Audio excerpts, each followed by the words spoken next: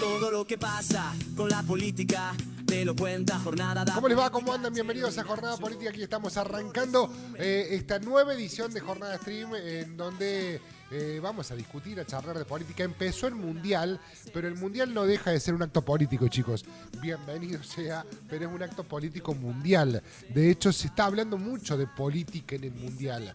Los primeros que hicieron política fueron los iraníes, entrando y diciéndole en la cara a los estadounidenses, nos están tratando mal. Y Estados Unidos diciendo, bueno, no te voy a dar visa por más de 24 horas. Tenés que jugar y volverte a ir. O sea, se hace política todo el tiempo, chicos. Absolutamente todo el tiempo. Y en el Mundial, como siempre se dice, se utiliza en la política argentina para tratar de tapar o tomar ciertas medidas que no lo harían en tiempos convencionales. ¿Por qué? Porque los 3 goles de Messi tapan todo. La pregunta es, ¿tapan todo?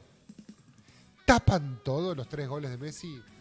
¿Tapa todo el Mundial? Con Nacho Cadario, de eso vamos a estar hablando en el día de hoy. Nachito, querido, ¿cómo le va? ¿Cómo anda? Buen día. Hola, Chelo, ¿cómo estás? ¿Qué tal? Buen día para todos. Buenas tardes, buenas noches para todos, porque estamos ya entrando en este crudo y frío invierno que tenemos en Córdoba. Los 3 goles de Messi los festejó más Adorni que cualquier otra persona. Sí, claro. Porque le dieron unos días más de vida en el gabinete. ¿Y viste lo que va a pasar en la Cámara de Senadores? Iban a pedir lo que era la famosa moción de censura. ¿Qué es la moción de censura? Se juntan los diputados, los senadores y dicen, che, vamos a echar a este ministro por choto, como sería el caso de Adorni. Y Bullrich parece ser que, haciendo su propio juego, con Victoria Villarroel, dijeron, no le vamos a dar el gusto a la oposición. Pero en realidad no es darle el gusto a la oposición, es darle el gusto a Milei. ¿Y por qué te explico esto? Porque Milei le habló a algunos gobernadores aliados y diputados aliados, le dijo, palabra más, palabra menos, che, yo no lo puedo echar, échenlo ustedes, háganme el favor, échenmelo ustedes a Adorni. Y Bullrich la vio y dijo, no, en el Senado ni en la Cámara de Diputados lo vamos a echar a Adorni. Si Adorni tiene que irse, que se vaya solo o que lo eche el Ejecutivo. Y ahí hubo como una movida de tablero donde Adorni hasta ayer iba a ser expulsado por los diputados y los senadores, si es que la sesión no se hace, y hoy él tendría que dar un paso al costado o Milei echarlo. ¿Qué quiere hacer Karina? Darle una embajada. Mirá. Sí, claro. Sí, claro. Y habitualmente suele suceder eso. Sí, y claro. mirá, a ver, embajadas raras que tuvimos en la Argentina. El de los Midachi en Panamá. Sí. Miguel del Juez Cel. que los trató de inmundos a los ecuatorianos. Sí.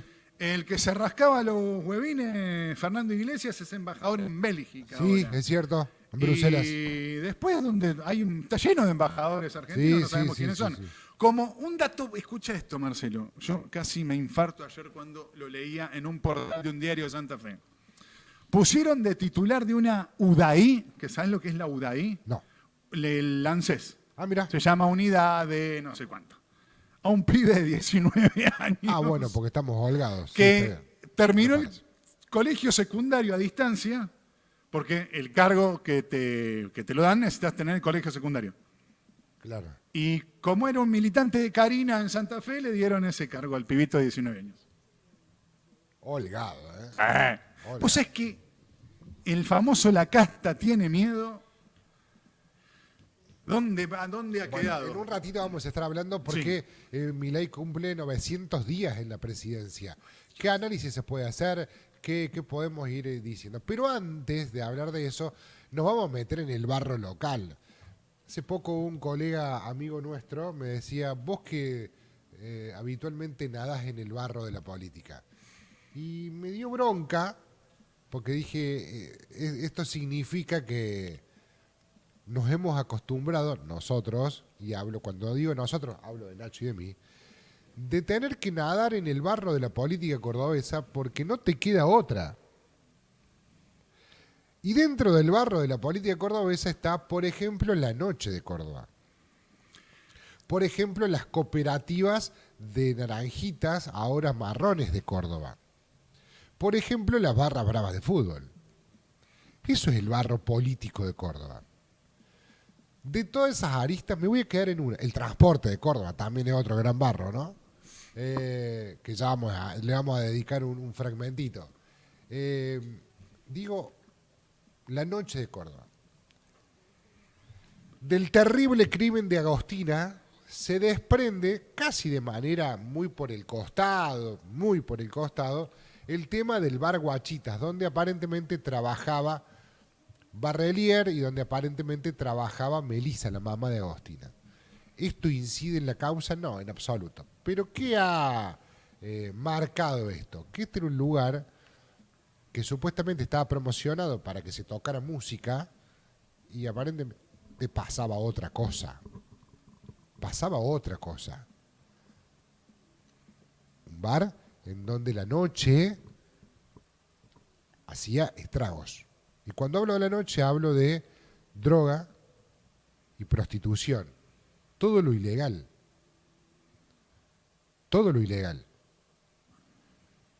Y en ese barro está metido la política. ¿O no, Nacho?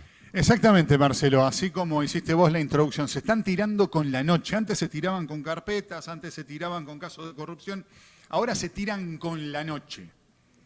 Pero se olvidan de que todos fueron parte de la misma noche.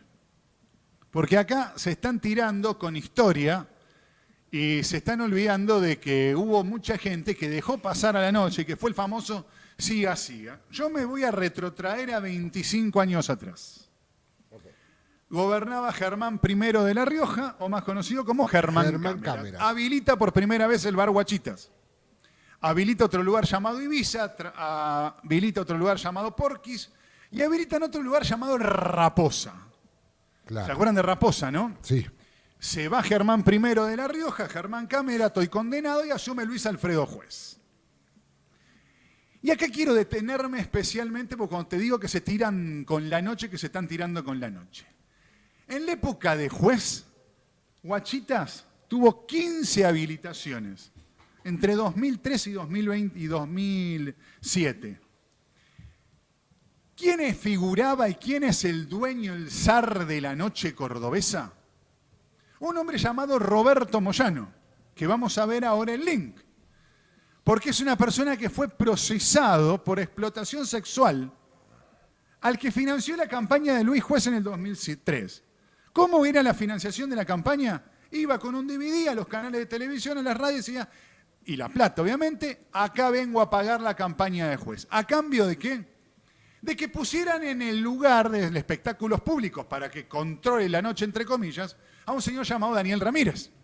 Daniel Ramírez duró lo que dura la nada, porque los bares empezaron a exigir lo que habían arreglado en la campaña, que era hasta las 7 de la mañana y alcohol hasta las 7 de la mañana.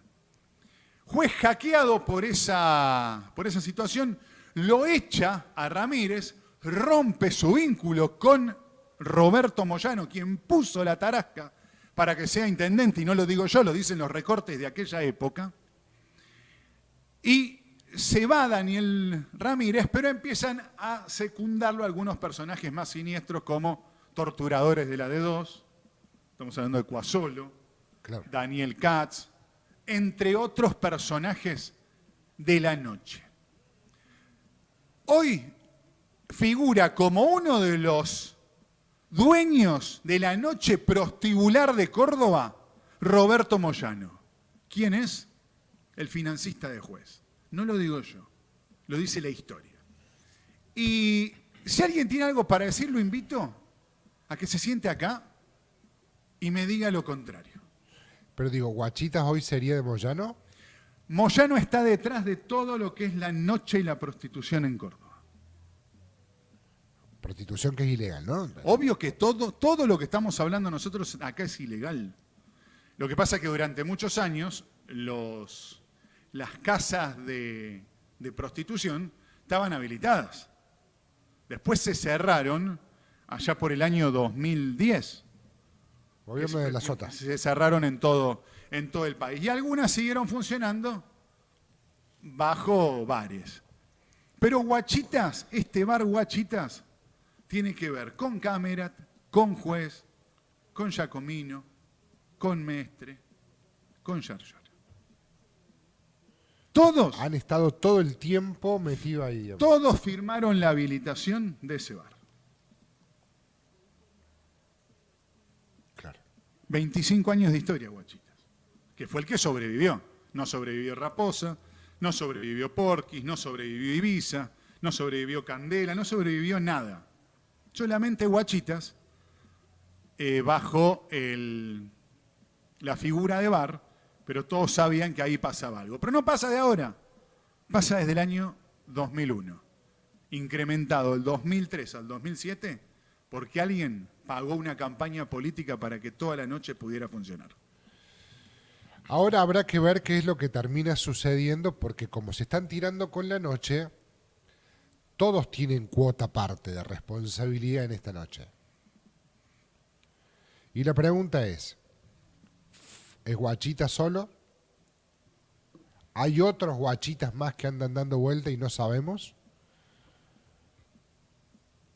¿Qué es lo que termina pasando en la noche?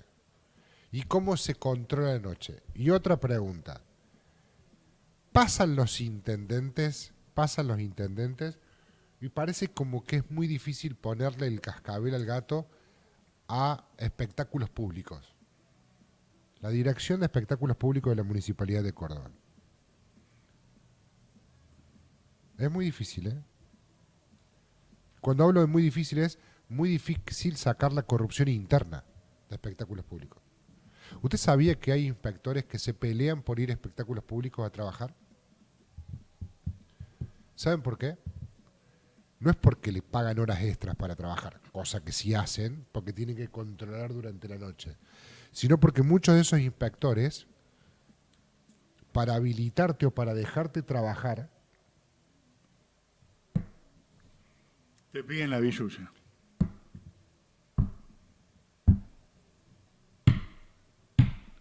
y no puedo decir nada, ¿eh?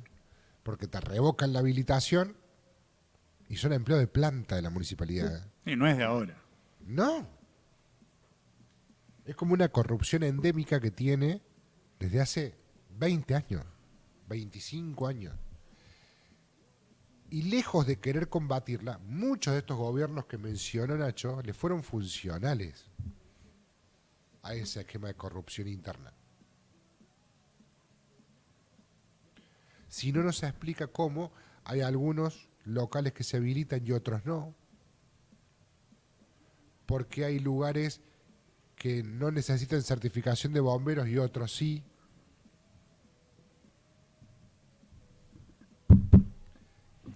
Y no se pudo resolver en 20 años.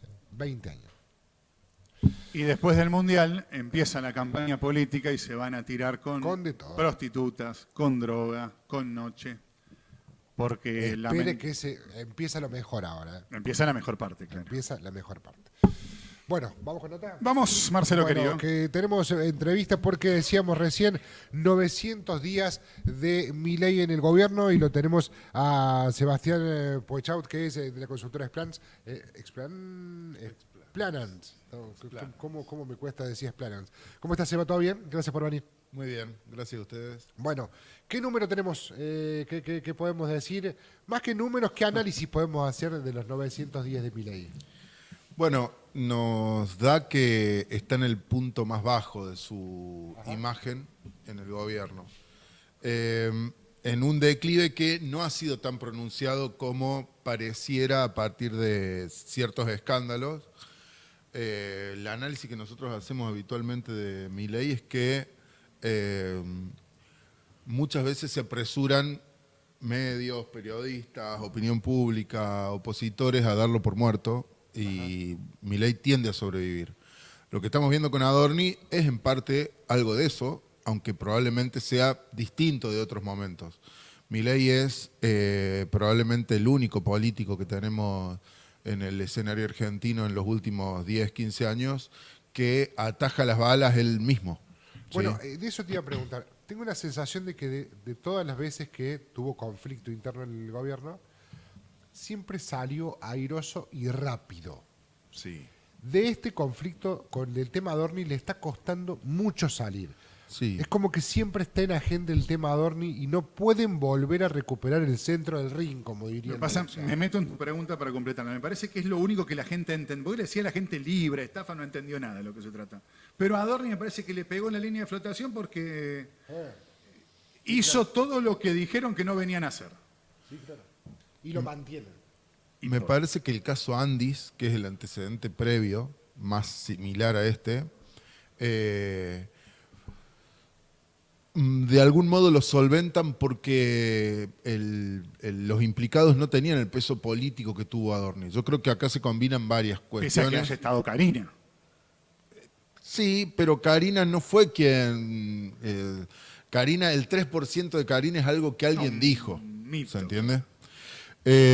Me parece que se combinan dos cuestiones que son muy caras al sentimiento, sobre todo de la clase media, que ha sido y aquel votante flotante que ha sido el que marcó las elecciones argentinas, al menos del 2015 esta parte, que es la combinación de corrupción y economía.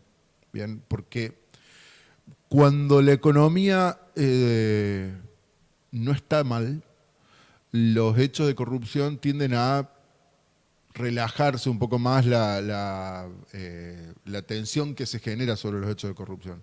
Cuando la economía está mal, se hace una relación directa, sobre todo aquel electorado que tiene entre 30 y 50 años, el electorado intermedio, que es donde a nosotros nos da que Milei, que se ha generado un quiebre con el gobierno de Milei. Hasta hace 6 meses, ¿sí?, la brecha generacional en el votante de Milei, en la imagen positiva de Milei, estaba muy parejita. Los jóvenes tenían mejor imagen de Milei, los adultos mayores de 50, 60 años, una imagen más negativa de Milei. Pero desde hace 6 meses se está rompiendo esa brecha generacional y son hoy los sectores de entre 30 y 50 años quienes más críticos son a este gobierno. Y me parece que tiene que ver, sobre todo en el inicio de este año, con la vuelta a clase, cuando termina el periodo vacacional y demás, donde cae el peso de la cuota del colegio, renovar los alquileres, la cuota de la obra social y demás, que recae muy fuertemente en las capas medias, en los sectores medios, sobre todo en los adultos. Y esos primeros cimbronazos de la economía que se sienten muy fuertemente a partir de este año, con el caso de Adorni se combinan. No solo me falta guita, sino que además se la llevan ellos. Que es la lógica por la cual se ata corrupción a economía en este país, aunque no necesariamente tiene que ver, porque todo el mundo sabe que los márgenes que deja la corrupción estatal no necesariamente son significativos a la hora de pensar la política económica, ¿se entiende? Pero desde hace unos 15 años se mide mucho vinculadamente esas dos variables. Y creo que eso es lo que ha hecho impacto. Le cuesta frenar las balas con hechos. Con hechos, y le cuesta en este momento, me parece, más de lo que le sirve. Milei siempre se tiró arriba de las bombas y eso le sirvió, lo sacó fortalecido. Lo sacó como un tipo que toma decisiones, que va al frente y demás. Pero bombas que no estallaron. Esta me parece que explotó. Lo que pasa es que es una explosión constante. Todas las semanas explota un poquito más.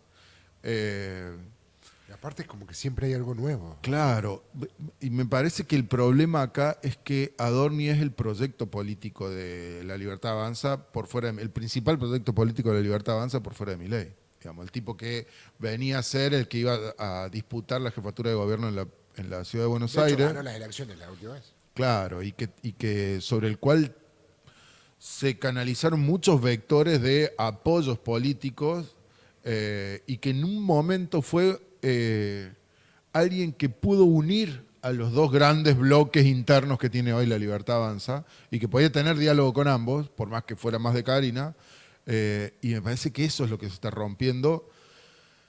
Recién hablaban de que hay la movida de Patricia Bullrich, Villarroel, de bloquear que la moción de censura en el Congreso porque me parece que mientras más tiempo lo tenga Adorni adentro del gobierno, Más lo desgasta. más lo desgasta. Y es el juego que están jugando todos. Y no puede empezar, yo creo que no puede empezar una agenda. La semana pasada hubo datos económicos muy importantes, pero yo creo que hubo un día que fue el mejor día de los 900 días de Milei, económicamente hablando, Sí. y se lo comió Adorni. No pueden gritar los goles. No. ¿Sí? Que les está costando cada vez más hacerlos.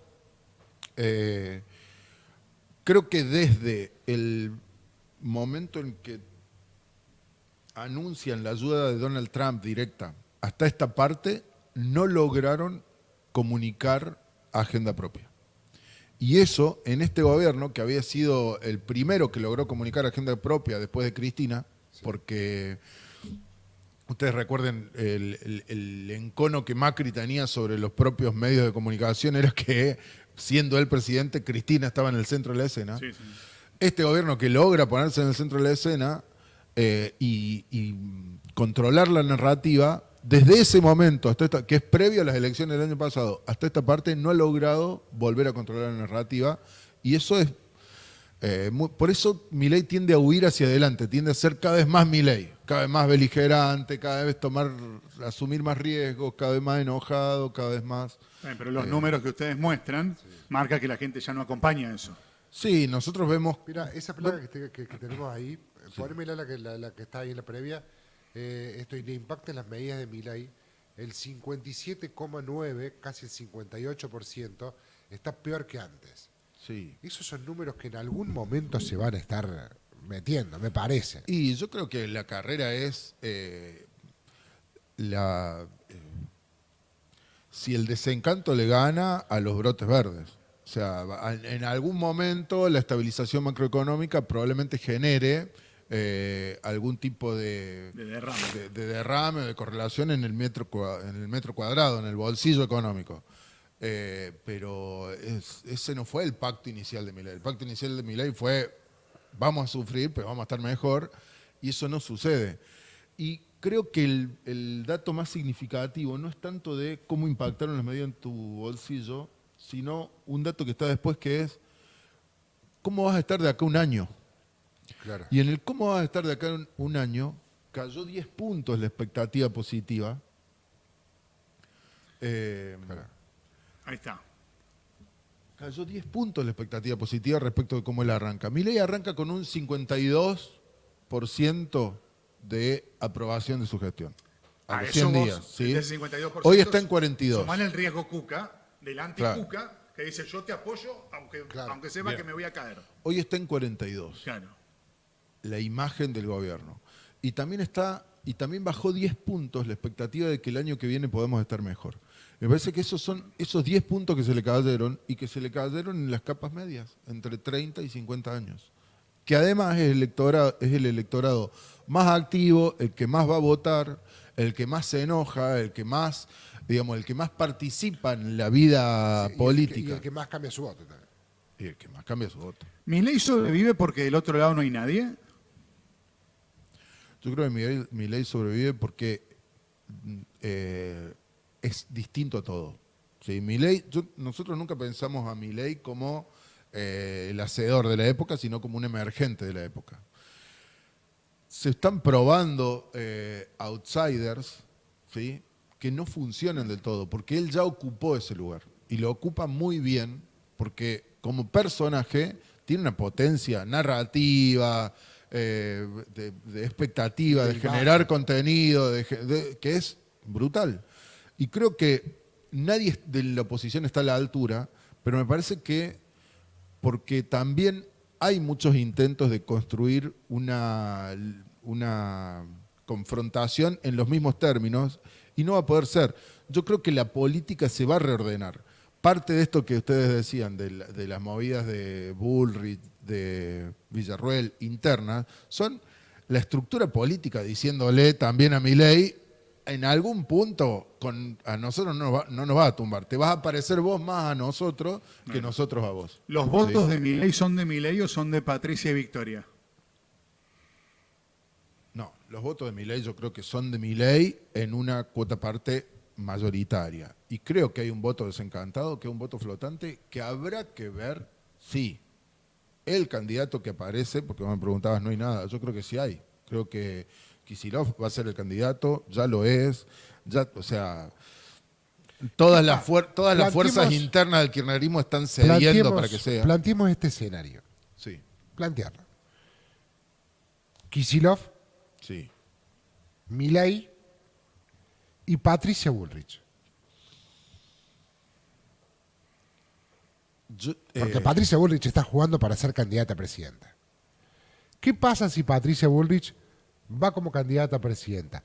¿Ese 42% de Milei se le quedaría a Milei o dividiría con Patricia Bullrich?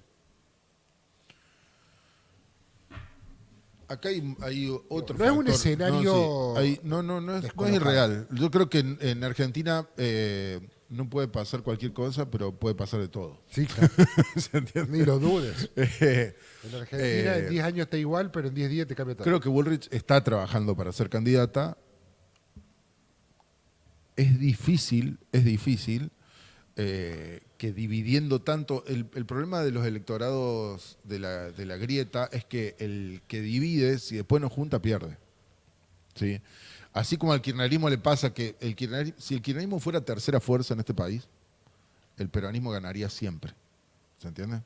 Si existiera un candidato peronista que va al balotaje y que no es kirchnerista, todo el kirchnerismo va ahí y resuelve el problema del peronismo. El problema que tiene es que el sector polarizado es el que es más grande que el sector más de centro. Y por eso es que el gobierno de turno lo mantiene siempre ahí. Exactamente. Lo hizo Macri, lo Exactamente. hizo... En el otro polo de la grieta pasa al revés. ¿Se entiende? Es el sector más anti-K el que más acumula. ¿Se entiende? Entonces, yo creo que entre Milei y Bullrich, todos los votos de Bullrich van a ir a Milei. ¿Se entiende? Y creo que Bullrich, es muy difícil que Bullrich le gane a Milei, digamos, en una interna o en un... No una interna, en las elecciones generales. ¿Se entiende? Creo que le puede hacer daño, pero en última instancia el electorado de Bullrich muy difícilmente... Sí, lo vote Axel Kicillof. Vuelva al Miriam votante. Bregman, claro, no. Claro. Analicemos ese número. Sí, Eso sería en una elección a primera vuelta. sí. Quedan los dos primeros, 38 a 28. Sí. El voto de Miriam Bregman, ¿a quién va? Completo, Axel.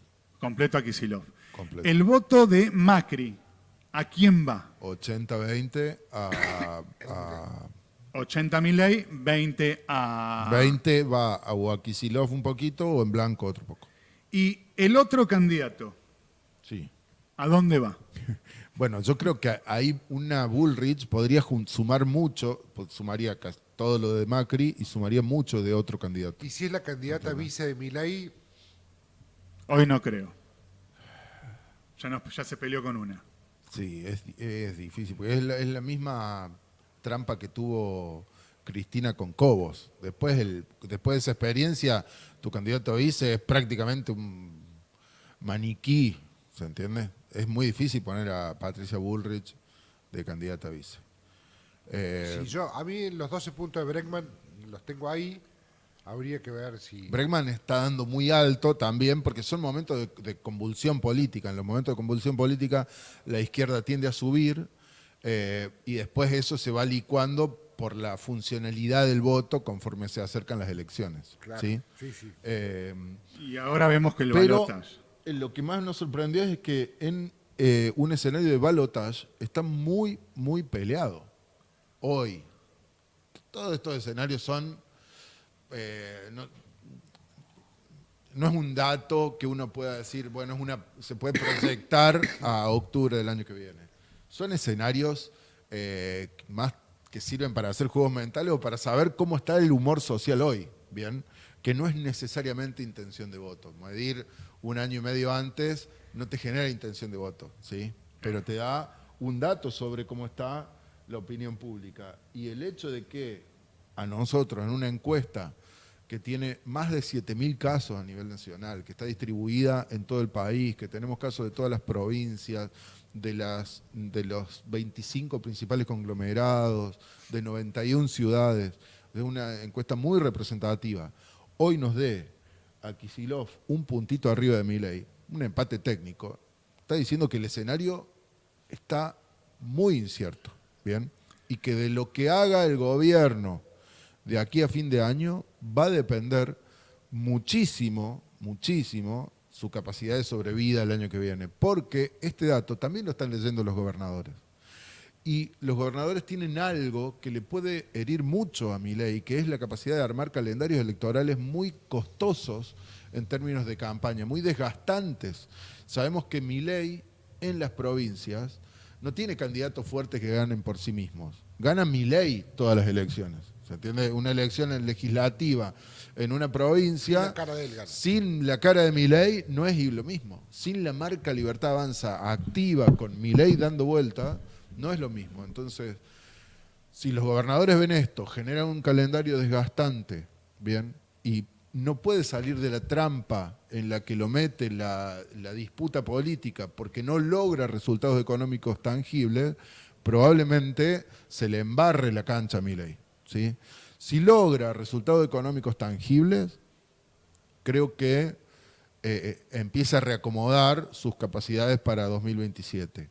Pero también depende mucho de las elecciones de Estados Unidos, porque el apoyo que pueda venir de ahí es significativo a la hora de mostrar solvencia en términos económicos. Y bueno, las últimas elecciones, no nos olvidemos que Donald Trump salió a decir 2 días antes acá. Exacto. Sí, a ver, salió a decir 2 días antes que elegíamos presidente. Sí, sí. Y que nos iban a ayudar, sí, Milei seguía siendo presidente, pero bueno, la gente lo entendió así. ¿Milei presidente necesita gobernadores propios o no? Porque sería algo complicado para él que le estén pidiendo, oh, dame obra, cuando no hay obra. Y cuando él no va a tener posibilidad de reelección. Yo creo que se le complicaría muchísimo a un gobierno provincial de la Libertad Avanza.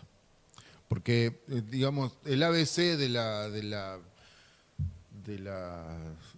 reparto geopolítico en Argentina es los presidentes resuelven la economía, los gobernadores resuelven la infraestructura, los intendentes resuelven los servicios.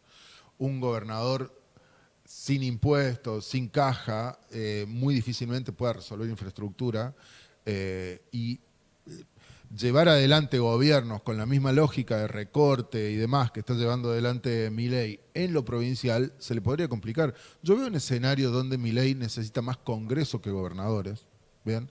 Porque los gobernadores los ajustás con caja, los ajustás con guita, es una negociación permanente. No sé si necesita gobernadores propios para reelegir o para gobernar el país. Y dudo que en un país tan presidencialista estructuras políticas nuevas necesiten necesariamente eso, porque también lo que sucede es que el peso relativo de la estructura territorial cada vez cobra menos valor en las elecciones presidenciales. Me parece que un presidente no necesariamente tiene que tener muchos gobernadores, no creo que no le sirvan, sobre todo tiene que tener Congreso. Bien. Seba, muchísimas gracias por venir, como siempre. Gracias a ustedes, un gusto como siempre. Hacemos un pequeño cortecito, ya venimos, dale. Todo acordó, es jornada, lo que pasa no se nos pasa y sabemos lo que hablamos. Con Fonobús viajas cómodo, seguro y ahora con Starlink. Durante todo el año, elegí Fonobús y descubrí Buenos Aires, Rosario, Salta, Tucumán y Santiago del Estero con descuentos especiales, confort, puntualidad y la mejor conexión Wi-Fi. Elegí Fonobús, conectate Starlink y disfruta tu viaje.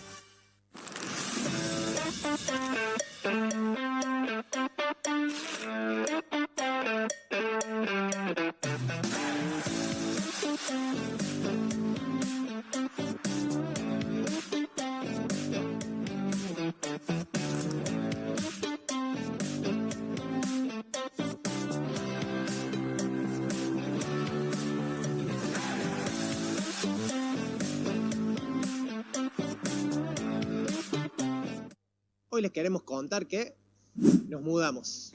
Hace 2 meses que estamos acá. Vení que te muestro. Ahora vas a encontrarnos en David Luque 489. Nueva dirección, pero el mismo sabor de siempre. Vení a visitarnos y llévate tu picada, tu sándwich, o vení y arma un regalo con todo lo que tenemos. CHR, Servicios Funerarios y Sociales. Nuestra premisa es la honestidad, seriedad y solidaridad. Casa Central, Jerónimo Luis de Cabrera 148, Barrio Alta Córdoba. Sucursales, Avenida Lem 1201, Barrio General Bustos. CHR, Servicios Funerarios y Sociales. Urgencias las 24 horas al 3513-532-294. Jornada es el streaming que se ve y se siente. Todos quieren acá sentarse. Con Fonobús viajas cómodo, seguro y ahora con Starlink. Durante todo el año, elegí Fonobús y descubrí Buenos Aires, Rosario, Salta, Tucumán y Santiago del Estero con descuentos especiales, confort, puntualidad y la mejor conexión Wi-Fi. Elegí Fonobús, conectate Starlink y disfruta tu viaje. Con el Chelo y el Nacho.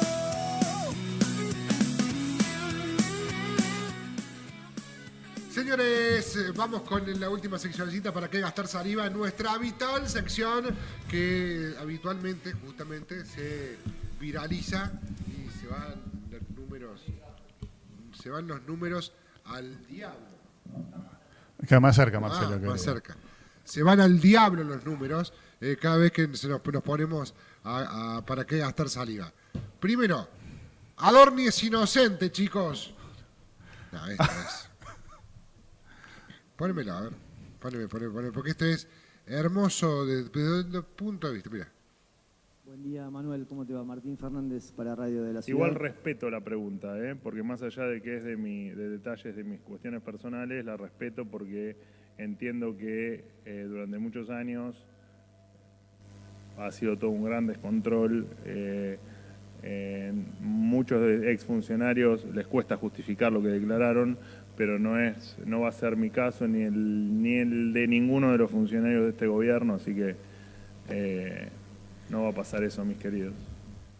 Esto decía Adorni en una conferencia de prensa cuando era jefe de gabinete. Pero después da una nota a La Nación y termina diciendo que se encontró un pendrive con bitcoins. Pero después de eso, en esa misma nota, dice que aparte de ese pendrive con bitcoin donde puso $200.000,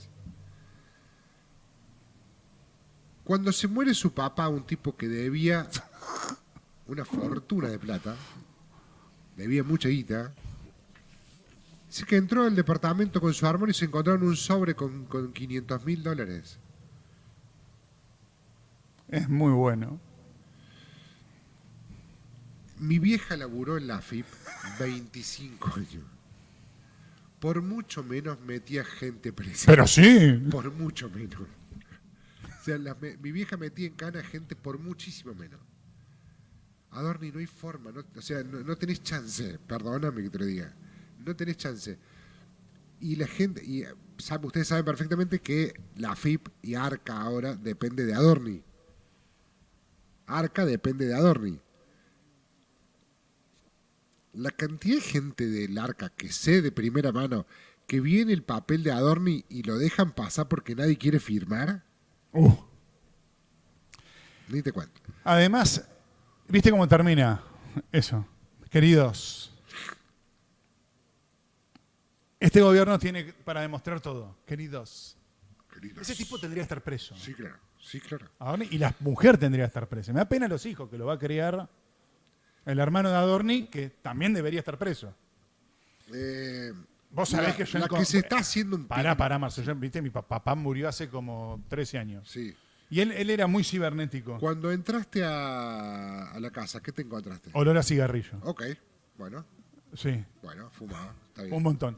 Pero tenía muchos pendrive mi papá. Ajá. ¿Sabés cómo empecé a buscar? Claro, ¿y qué encontraste? No, Todo era abogado, expediente. Todo archivo.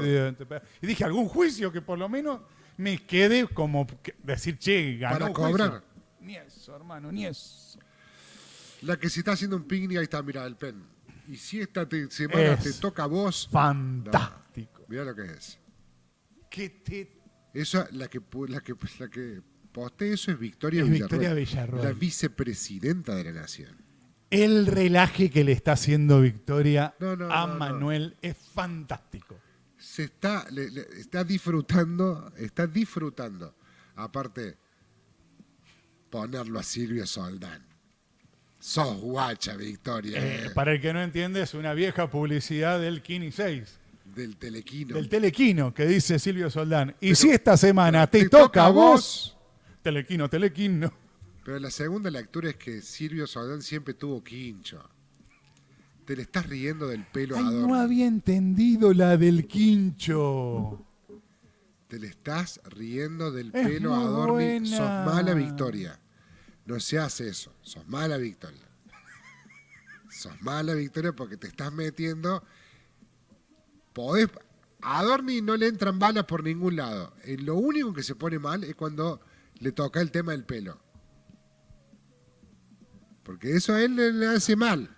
¿Sabe que le hace mal? Es bullying eso. Es bullying. Uy, cómo se bulinea este gobierno. Me encanta porque se bulinean con sus armas. Que es de muy de Claro. ñoños. Que es de muy de ñoños. Bueno, a ver, dame otra. La tercera. La tercera. ¿Para qué gastar saliva? A ver. Si me vas a defender, no me defiendas. Si me vas a defender así, no me defiendas. Miren lo que puso Lilia, lo que dijo Lilia. A ver. ¿Era narco, no era narco? No era narco. Son cosas que se arman en un momento determinado para generar un daño de reputación al gobierno y después, ¿qué pasa si se toma el gusto esa gente de meter denuncias, de inventar falsedades, de venderlas para que vos eches a tus funcionarios o a tus candidatos cuando son inocentes? ¿Qué es lo que consiguen? Le toman el gusto, siguen. ¿Cuál es el límite? Porque van escalando cada vez más.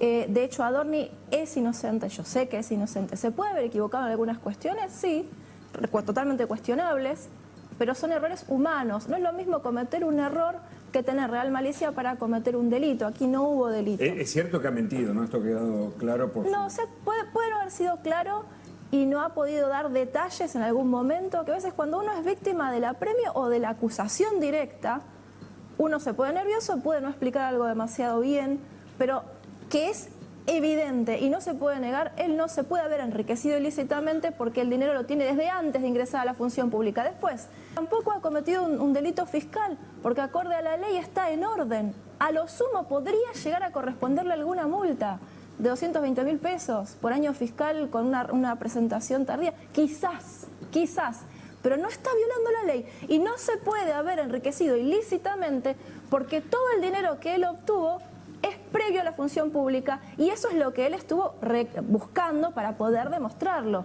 Y no es que tenía $200.000 y los metió en Bitcoin, eso es falso, se expresó mal. Él invirtió $200.000 y sacó una buena cantidad después, incrementó su capital, que es lo que hacen todos los inversores, van poniendo de a poco. Y de hecho, él siempre dijo, confía más en el dólar, por eso lo tenía cambiado a dólares después. Bueno, pero no cometió, que quede claro, que tiene que quedar muy en claro, porque están insinuando que cometió un delito de evasión, no lo cometió, que cometió un delito de enriquecimiento ilícito, no lo cometió, porque fue previo a la función pública, que presentó una declaración jurada copiada, Lilia. que tendría que... Bueno, la rectificó y la rectificó Lilia. en tiempo. Lilia. En serio. Lilia, en serio. En serio. Se puso nervioso. No pueden justificar cómo hizo para tener $900.000.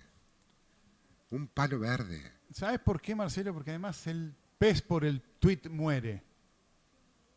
Hace 4 años Adorni puteaba porque no podía comprar salchichas.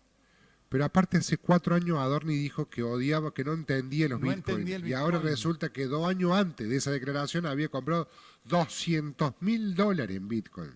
200, un tipo que no tenía un peso. Un peso. Y resulta que, no, bueno, se olvidó de cargar la declaración. Dale, Lilia, ¿en serio? ¿En serio? Y encima mal asesorado, Marcelo, porque todos dicen que no se puede seguir la trazabilidad del Bitcoin. Sí se puede seguir. Pero aparte, muchacho, este tipo es asesor de comunicación. Si así como, imagínate, no tienen cómo justificar. Así es simple. Bueno, Chelo, soy Adorni, dale, pregúntame. Bueno, Nacho, ¿cómo hiciste para tener 450.000 dólares y una casa en Las Delicias? Me fui a nadar al río y encontré una piedra de oro. Pero, Nacho, en Córdoba no hay piedras de oro. En el río que yo fui, sí. ¿Y qué hiciste con esa piedra de oro? ¿Por qué no la justificaste? Porque me equivoqué. Pero, Nacho, tuviste 3 declaraciones juradas previas. Me olvidé que tenía la piedra de oro. La tenía abajo de la cama y me acordé, tengo la piedra de oro, Pero, justo. ¿te equivocaste o te olvidaste? Me equivoqué y me olvidé. A ver, explícaselo como si fuera mi tía Marta la que está del otro lado, Nacho. A ver, ¿qué parte no entendés? Sos un simple periodista. Pero, querido, Nacho, escúchame. Fui a nadar, me encontré una piedra de oro. ¿Qué? ¿Vos nunca te encontraste una piedra de oro en un río? No, Nacho. ¿Y la tenés guardada en tu casa? Vos cobrabas 3,5 millones de pesos, Nacho. Pero tengo la piedra de oro. ¿Y la vendiste? Ahora la vendí. Porque antes no quería que la gente supiera que yo tenía la piedra de oro. ¿Y vos pagaste impuestos por la piedra de oro? No, porque yo ahorré en piedra de oro. Como todo el país, ¿que acaso vos no ahorrás en piedra de oro? No. ¿Vos no tenés una piedra de oro? ¡No! Bueno, yo ahorré en piedra de oro, que me la encontré. ¿Algo así fue lo que dijo Adorni? Mis queridos, son simples periodistas. Nos reencontramos la semana Sí, yo espero la conferencia de prensa de Adorni todos los días. No está más allá. Hace 3 meses. Sí, otra cosa que estoy esperando. Ya nadie sabe cómo esconderlo al chabón. Viste que era muy activo Gabriel Bornoroni en redes y en todo eso, ¿no? ¿Qué pasó? Gabriel Bornoroni, ¿dónde estás? Dale. Aparece. Decile a tus chicos que hacen videitos que aparezcan. Necesito saber qué opinan de Adorni. Dale, Gabriel. Gonzalo Roca, el que ganó las elecciones el año pasado. ¿Qué opinás de Adorni? Laura Rodríguez Machado, ¿qué opinás de Adorni? Cecilia Ibáñez, Celeste Ponce. Lozano se llama. No hay ninguna Lozano. La que constela lavarropas, no, esa es Laura Soldano. ¿Qué opinás de Adorni? ¿En serio? Enrique Liuch, ¿qué opinan de Adorni? ¿Saben quién es Enrique Liuch? No. Diputado por Córdoba. Lo votaron en la lista el año pasado, estaba ahí en la lista. No sé. Patiño Brizuela, ¿qué opinás de Adorni? ¿Qué opinan de Adorni los 14 diputados cordobeses que todos los cordobeses los hicieron diputados? ¿Qué opinan de Adorni? Vinieron en contra de la corrupción y son más corruptos que ellos. Necesito saber qué opina Luis Juez, Carmen Álvarez Rivero, Gonzalo Roca, Laura Soldano, Cecilia Ponce, Celeste Ibáñez, eran al revés los nombres, Enrique Liuch, Marcos Patiño Brizuela. ¿Qué opinan de Adorni? Porque se están garcando en la cara de los cordobeses. Están escondidos. ¿Saben por qué están escondidos?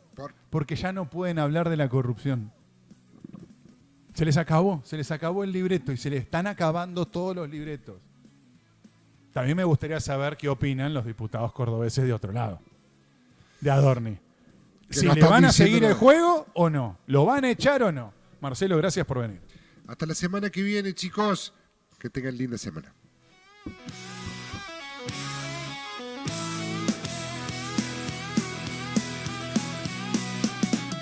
Todo lo que pasa con la política te lo cuenta Jornada da Política. Chelo y Nacho te lo resumen y te explican lo que pasa. Hoy Jornada es el stream.